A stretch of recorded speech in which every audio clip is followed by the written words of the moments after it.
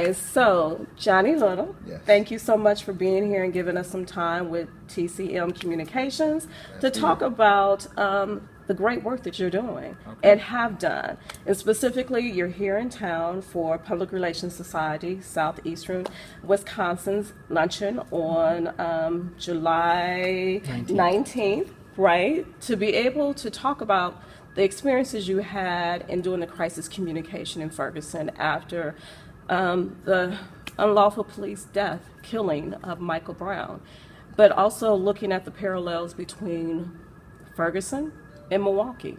There's a lot of similarities, not just even looking at Seville Smith and that police killing that happened here, and especially with Michael Brown's killing 3 years ago, next month. Seville Smith's killing a year ago, next month. Eric Garner's and right this month.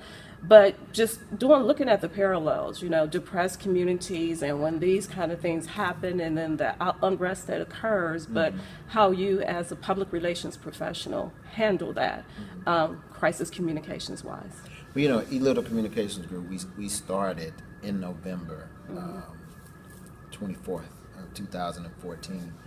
The day the prosecutor announced that there would be no charges against the police officers. So when it comes to crisis communications, we immediately jumped into crisis communications. In dealing with Ferguson, I've always said that it can happen anywhere. Ferguson is a small community with only 21,000 residents. Yeah. But that situation can happen anywhere in America. If you look at Baltimore, if you look at Chicago, and even this past week or last week, you look at what happened in Minnesota. One of the main things that we learned with working with Ferguson is a lot of cities do not have a crisis communications plan for if a situation happens like that. And you really don't want to say, well, just in case something happens, we want to create our plan. That's not the main focus and not the main goal of that. The main focus and goal is to be able to understand that a situation can happen. And will you be ready for it when it does? Exactly. If it does, how will you communicate with the community? How will you communicate with the media? And just like Ferguson, where it was a town of 21,000, it became a national and it became an international story. Right. So as public relations, how do you handle that? Those are the type of things that we're able to do, just like what happened in Milwaukee, the unfortunate incident that happened in Sherman Park. Those are things that the situation may have been boiling up for the community. Right. But, when so you have all the disparities. Exactly. And I think that as PR professionals, you have to be ready to handle that. So how does a PR professional get ready to handle a crisis like that? Well, a lot of that is based upon experience. When the situation happened in Ferguson, I say that that was really the beginning of the social media movement, where people were able to record on Facebook, and now you have so many, the live videos. But in public relations, you have to be able to say how if a city's website is taken down, if the phone lines are shut down, how do you utilize social media to handle that? So to a lot get of information that, out to the crowd. Exactly. So a lot of that just happens, or you have to kind of deal with that just from experience.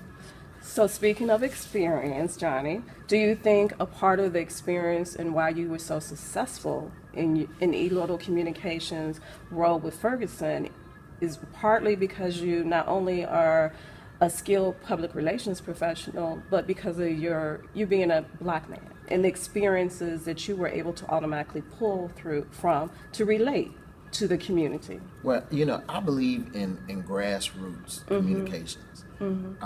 Just because I'm a public relations firm and I may have, an officer in an office there, I think it's important that you have to still be able to relate with the community. And that's why grassroots is very important. Right. When situations pop up like this, and unfortunate situations, and it's nothing to capitalize, on. But as a public relations professional, you have to still be able to work with your client. Right. I just so happen to be a black man. Right. But in a public relations profession, there aren't a lot of minority-owned public relations firms who can say, I can relate to, a family member who's crying if a situation happens out and they're crying in the street. They're distraught. Right. Well, that situation happened to my family, so I'm able to communicate and be able to talk to that person. Those are the things that you have to be able to to do. Right. So speaking of diversity, where do you see things going in the PR sector when it comes to diversity and inclusion? I think that as I mentioned, I'm willing to work hard to diversify the public relations field. Some of if you Google some of the largest, or Google any public relations agency, just Google top PR firms. 8 out of 10 are not diverse. Right. If you look at, say the profession of NBA or NFL, well, you have the players, but on the administrative side, the public relations persons are the ones that's writing the press releases, that's handling, the media, putting together press conferences. Right. And if you don't have any African Americans in your public relations team, but you're representing 80% of the players that's African American, Some unbalance there. there's some imbalance there. Right. And that's why, in Milwaukee you have the Brewers, you have the Bucks, and if you Google that, and if you say, okay, well, who's on the PR team?